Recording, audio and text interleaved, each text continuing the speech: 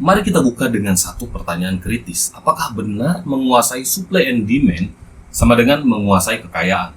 Jawabannya bisa ya, tidak, atau tergantung. Tergantung pada bagaimana kita mendefinisikan menguasai.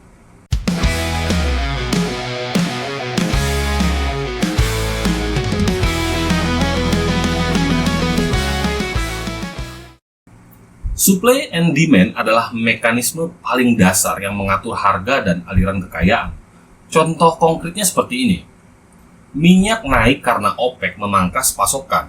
Harga cabai melonjak karena gagal panen sehingga menyebabkan supply anjlok. Saham turun karena panic selling, supply meningkat, akhirnya demand drop. Artinya, kalau kamu bisa memprediksi atau mempengaruhi salah satu sisi, supply and demand, kamu bisa mengendalikan harga dan harga adalah kekayaan. Lalu, siapa yang bisa menguasai demand and supply? Retail biasa? Tidak. Institusi dan negara? Sangat mungkin. Influencer dan brand besar? Sangat bisa sekali. Mereka bukan cuma membaca data permintaan penawaran, mereka menciptakan permintaan, menyabotase pasokan kompetitor, bahkan mendesain krisis. Contohnya seperti ini, Apple menciptakan demand lewat brand dan kelangkaan.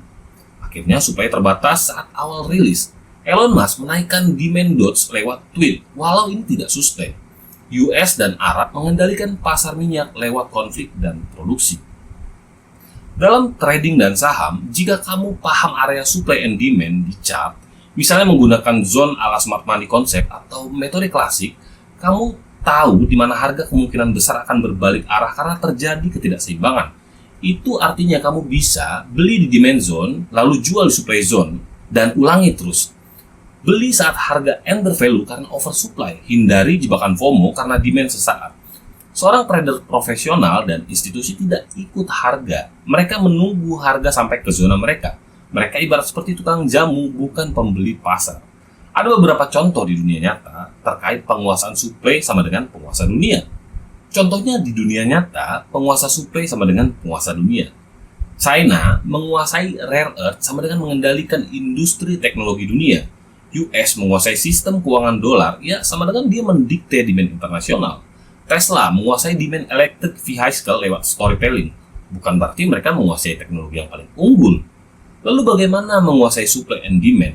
Tidak semua orang bisa langsung jadi pemilik pabrik atau influencer global. Tapi kamu bisa mulai dari membaca demand pasar sebelum membuat produk, mengontrol ketersediaan informasi agar orang butuh apa yang kamu tawarkan, menciptakan scarcity atau urgensi, mengamati behavior market di chart.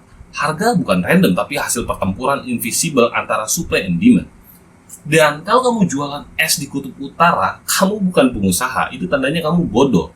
Tapi kalau kamu bisa bikin orang di kutub percaya, es kamu lebih suci dari surga, dan supply-nya terbatas, selamat, kamu sudah mengerti tentang demand.